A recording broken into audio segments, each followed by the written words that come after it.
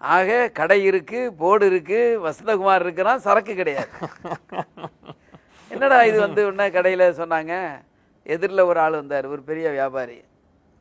என்ன வசந்தகுமார் போயும் போய் நீ இதில் ஆரம்பிச்சிட்ட, இதில் ஏற்கனவே 4 பேர் ஆரம்பித்து பூட்டிட்டு போயிருக்கானே, 6 மாதம் கூட நடத்த முடியலையே, இது ஒரு ராசி இல்லாத இடமாச்ச வசந்தகுமார், நீ என்ன ஆரம்பிச்சிட்டான்னு சொல்லி அந்த ராசியை தள்ளிட்டு இந்த என் முக ராசிக்கு நான் ஜெயிச்சு காட்டுறேன்.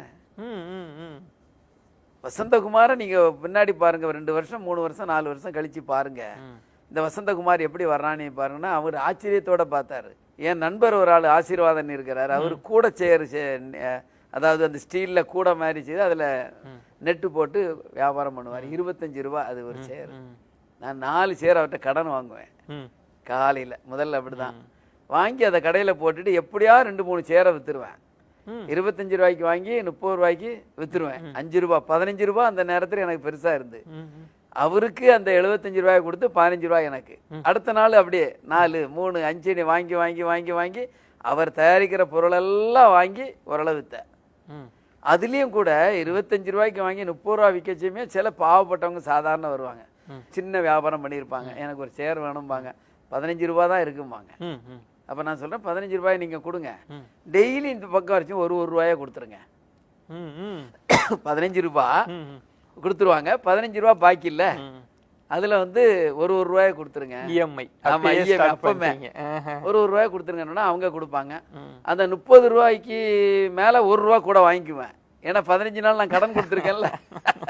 ஆக 31 ரூபா, 5 1 6 ரூபா எனக்கு லாபம்.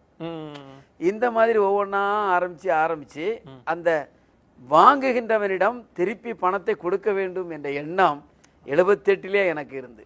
ஓகே. அதனால அந்த தயாரிப்பாளர் எது செய்தாலும் சரி, நீங்க எடுத்துட்டு போங்க வசந்தகுமார், நீங்க கொடுங்க பணத்தை. அப்போ நமக்கு அவங்க ஒரு டைம் ஃப்ரேம் எல்லாம் கொடுக்க ஆரம்பிச்சாங்க. சரி நீங்க இன்றைக்கு உடனே கொடுக்க வேண்டாம், 1 வாரம் கொடுங்க, 10 நாள் கழிச்சு கொடுங்க. ஸோ ஒரு மனிதன் நம்பிக்கையை ஏற்படுத்தி கொண்டால் ஒரு தயாரிப்பாளரிடம், அவர்கள் என்ன உதவி வேணாலும் உங்களுக்கு செய்வாங்க. இன்னைக்கெல்லாம் தோஷின்னு பெரிய ஆளா இருக்காங்க, அவங்க கிட்ட போய் நான் கடிகாரம் கேட்பேன், அவங்க வந்து எப்படி உனக்கு கொடுக்கறது கடன்னு கேட்பாங்க. நான் என் சகோதரர் கிருஷ்ணதாஸ் இருந்தாரு, அவர்கிட்ட ஒரு செக்கு, அவர்கிட்ட பணம் இல்லை, செக்கு லீஃபை மட்டும் வாங்கி 45 நாள் டேட் போட்டு அவர்கிட்ட கொடுத்துருவேன், அவர்கிட்ட கையெழுத்து வாங்கி 44வது நாள் இந்த பணத்தை கொடுத்து அந்த செக்கை திருப்பி வாங்கிடுவேன், ஏன்னா அங்க பேங்க்ல பணம் கிடையாது. சோ அந்த நாணயமா நடக்கிறது.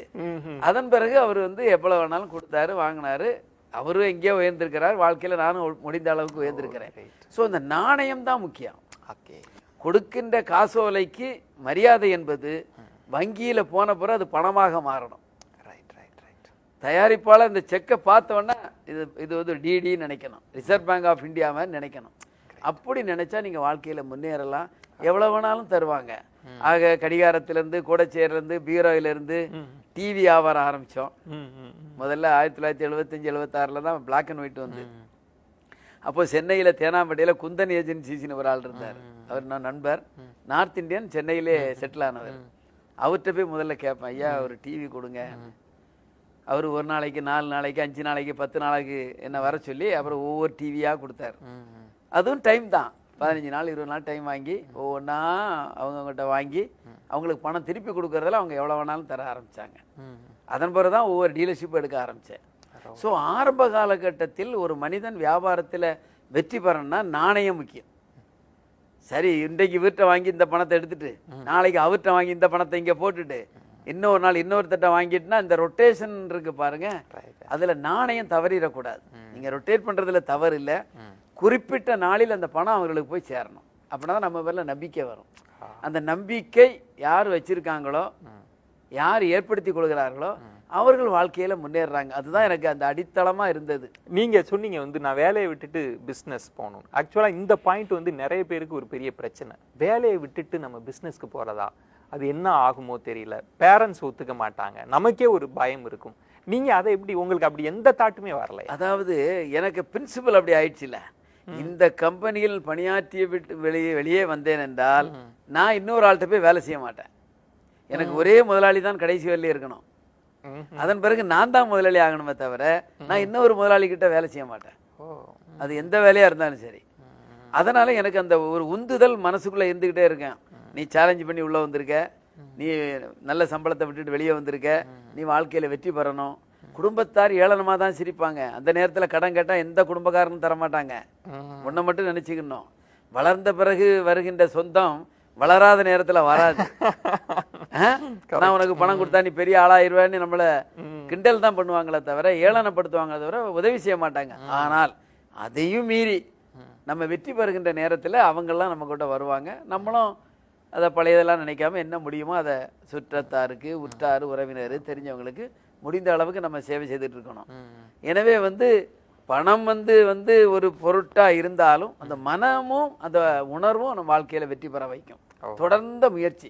ஆரம்ப காலத்துல அந்த அந்த ஒரு சக்சஸ்ஃபுல்லான வியாபாரியாக எவ்வளவு பொருட்கள் இருந்தாலும் அதை மக்கள்கிட்ட கொண்டு போய் வித்துறது இருக்குல்ல, அது உண்மையிலே ஒரு ஆர்ட், ஒரு கலை தான்.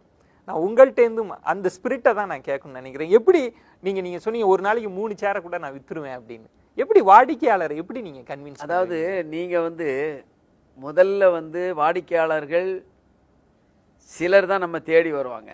பஸ் ஸ்டாண்ட்ல நிற்பாங்க. நான் ஆரம்பிச்சது சவுத் உஸ்மான் ரோட்ல. அப்போ இந்த கருமாரியம்மன் கோயிலுக்கு போறதுக்கு பஸ் அங்கதான் நிற்கும். அந்த பஸ்ல கொஞ்சம் வயசானவங்க வருவாங்க. அப்ப அந்த வயசானவங்களுக்கு என்ன பண்ணுவேன், என் கடையில் இருக்க ஒரு சேரை போட்டு உட்கார வைப்பேன். அதாவது அவங்க கோயிலுக்கு போறாங்க, ஒரு 1/2 மணி நேரம் 3/4 மணி நேரம் நிக்கணும். பாவம், அவங்களுக்கு கீழே பெஞ்ச் எல்லாம் கிடையாது. அப்ப நான் என்ன பண்ணுவேன், என் கடையில நான் யூஸ் பண்ற சேரை அந்த பெரியவங்களுக்கு கொடுத்துருவேன். அம்மா இதில் உட்காருங்க, பஸ் வந்த உடனே போகலாம். நீங்க வெயில்ல கூட உட்கார வேண்டாம், உள்ள கடைக்குள்ளே உட்காருங்க. சின்ன இடம் தான், நான் எடுத்த இடம் இருக்குல்ல, அதுல அந்த அம்மாவை உட்கார வச்சு பேசிக்கிட்டே இருப்பேன். எங்க இருக்கீங்க, என்ன இருக்கீங்கன்னு உடனே அது ஒரு வாடிக்கையாளர் எனக்கு. அதாவது அவங்க என்ன நினைக்கிறாங்கன்னா, நான் பஸ்ஸுக்காக தான் காத்திருந்தேன், இந்த தம்பி இங்க கடை வச்சிருக்காரு, அவர் நம்மளை கூப்பிட்டு உட்கார வைக்கணுங்கிற ஒரு கட்டாயம் இல்லை. அதை நம்ம உட்கார வச்சு பேசணும்னா ஒரு கிளாஸ் தண்ணி எடுத்து கையில கொடுத்தோம்னா அவங்களுக்கு ரொம்ப சந்தோஷமா இருக்கும். ஒரு வயசானதுல 1000 பிரச்சனையில வருவாங்க. கடவுள்கிட்ட போய் வேண்டி நம்ம குடும்பம் நல்லா இருக்கணும், இல்லை எனக்கு இந்த பிரச்சனை இருக்குன்னு சொல்லி வேண்டுதலுக்காக கோயிலுக்கு போறாங்க. அந்த இடைப்பட்ட நேரத்துல நம்ம ஒரு சாதாரணமா ஒரு சேரை போட்டு உட்கார வச்சு ஒரு கிளாஸ் தண்ணி கொடுக்குறோம், காப்பி டீ கூட கிடையாது. அதை கொடுத்த உடனே ஒரு மனசார நம்மளை வாழ்த்துவாங்க அந்த வயதானவங்க. இந்த தம்பி நல்லா இருக்கணும், இவன் குடும்பம் நல்லா இருக்கணும். நம்ம ஒன்றும் செய்யலை அவங்களுக்கு, நம்ம யூஸ் பண்ண சேரை உட்கார வச்சோம், ஒரு கிளாஸ் தண்ணி கொடுத்தோம். ஸோ மனிதனுக்கு எண்ணங்களையும் அவர்கள் நிலையும் புரிஞ்சு செயல்படணும். அப்போ என்ன ஆகுனா, இந்த ஒரு கஸ்டமர் அவங்க நேரடியாக பார்த்தா அவங்க பெரிய பணக்காரர்களாக இருக்கலாம். அந்த காலத்தில் அந்த மாதிரிலாம் காரு கால் டாக்ஸி எல்லாம் கிடையாதுல்ல, எல்லாரும் பஸ்ஸில் தானே போனாங்க. அவங்க குடும்பத்தில் 1000 பேர்கிட்ட சொல்லுவாங்க, அவங்க 4 பேர்கிட்ட சொல்லி அவங்க 4 பேர் வாங்குவாங்க. ஓகே. சிலவங்க சின்ன கடை வச்சிருப்பாங்க, ஒரு டேபிள் இருக்காது. அந்த காலத்துல 3 1/4 டேபிள், அது 325 ரூபா தான் ஒரு இரும்பு டேபிள். ஒரு சேர் ஒரு 100 ரூபா. இதை வாங்க முடியாம வியாபாரிகள் அந்த டேபிள் சேர் இல்லாம இருப்பாங்க. அவங்க வருவாங்க, ஐயா நான் டெய்லி ஒரு 10 ரூபா கட்டிடுறேன், எனக்கு ஒரு டேபிள் சேர் கொடுங்க. ஐயா நீங்க ஒரு 50 ரூபா கொடுங்க, இல்லை 100 ரூபா கொடுங்க, நான் மீதியை தரேன். அது கூட என்கிட்ட இல்லையா, ஆனால் நாணயமாக கட்டுவோம்பாங்க. அந்த 50 ரூபாயை வாங்கிட்டு நான் ஒரு டேபிள் சேர் அவங்களுக்கு கொடுத்துட்றேன். அப்போ அவங்களுக்கு கடை ஒரு அம்சமாயிருது, ஒரு டேபிள் ஒரு சேர் ஒரு வியாபாரி. அவங்க சம்பாதிச்சு டெய்லி 5 ரூபா 4 ரூபா கட்டுவாங்க. அவர் கட்டுவாரா என்ற மனநிலையை பார்க்க வேண்டியது நமது கடமை. அவரும் கட்ட வேண்டும் என்ற எண்ணத்தோடு உடையவருக்கு தான் கடனும் கொடுக்கணும். நம்ம ரெண்டையும் பார்த்துக்கணும். ஒரு பெரிய சினிமா டைரக்டரு, அவரு நிறைய கதையெல்லாம் எழுதியிருக்காரு, டைரக்ட் பண்ணியிருக்காரு. அவரு எங்கிட்ட ஒரு டிவி வாங்கினாரு, அதுல பாக்கி கொஞ்சம் கொஞ்சமா கொடுப்பாரு. திடீர்னு அவர் இறந்துட்டாரு. அப்போ ஒரு பையன், நம்ம பையன் போய் இப்படி கேட்டு போற நேரத்துல சொல்லியிருக்கான், அண்ணாச்சி அவர் இறந்துட்டாரு. ஓஹோ, அவங்க ஃபேமிலி எப்படிப்பா, வசதியா இருக்கா? ஒன்றும் வசதி இல்லை, சாதாரணமா தான் இருக்காங்க. அப்ப நீ ஒண்ணுமே கேட்காத, அண்ணாச்சி இறந்துட்டாரு, நீ என்ன பண்ணு, நான் ஒரு கடிதம் தரேன். இறந்தது எனக்கு மினவும் சங்கடமா இருக்கு, அண்ணாச்சி எனக்கு ரொம்ப வேண்டியவர், இறைவன் அவருக்கு நல்ல ஒரு ஆண்டவன் சாந்தியை கொடுக்கணும், குடும்பமும் நல்லா இருக்கணும் நீ சொல்லிட்டு எழுதிட்டு, தாங்கள் செலுத்த வேண்டிய தொகையை நீங்க இதுமேல் என்மேல் செலுத்த வேண்டாம், அந்த கடனை எங்க கம்பெனியை ஏற்றுக்கொள்ளும்னு ஒரு கடிதத்தை எழுதி அந்த வீட்டுக்கு கொடுத்து அனுப்பிச்சேன். ஆக இறந்து கிடக்கிறாரு, நமக்கு கடன் தர வேண்டியவர், அவர்கிட்ட ஒய்ஃப்கிட்ட கொண்டு அவங்க இரங்கலையும் எங்க ஆளுகள் தெரிவிச்சுட்டு இந்த கடிதத்தையும் கொடுத்தாங்க. அப்போ ஒரு சூழ்நிலையில் அவர்கள் எப்படி வாழ்கிறார்கள், ஏற்கனவே அவரை நம்பி வாழ்ந்துகிட்டு இருக்க குடும்பம், இப்போ அவர் இல்லை, நான் கடனா கேட்டிருக்கலாம், நீ எனக்கு தர வேண்டிய பணத்தை கொடுங்க நீ கேட்டிருக்கலாம், நான் அதை செய்யலை. அங்கதான் மனிதாபிமானம் இருக்கு. அவர்கள் தன் வாழ்க்கையை ஓட்டுவதற்கே சிரமமா இருக்க நேரத்துல என் கடனை கொடுன்னு கேட்கறது என்ன, சிலவங்க டிவியை தூக்கிட்டு போறேன்னு சொல்லுவாங்க. உங்களுக்கு யூஸ்வலா அதுதானே நடக்கும், கடன் கொடுக்கல டிவியை கொடுமான்னு சொல்லுவாங்க. அதையும் தாண்டி நம்ம ஒரு மனிதாபிமானத்தோட ஒரு கடிதம் எழுதுறோம் பாருங்க, அது நமக்கு 1000 கோடி ரூபாயை தரும். அந்த குடும்பம் இன்றைக்கும் என்ன பற்றி பேசும்ல, வசந்தகுமார் அந்த காலத்தில் செய்தார், இன்றைக்கு நல்லா இருக்காங்க, அது வேற விஷயம். அன்றைக்கு அந்த சூழ்நிலையில எனக்கு கெட்ட வேண்டாம் நீ சொன்னார்ல, அவன் நல்லா இருக்கணும் அந்த தம்பி.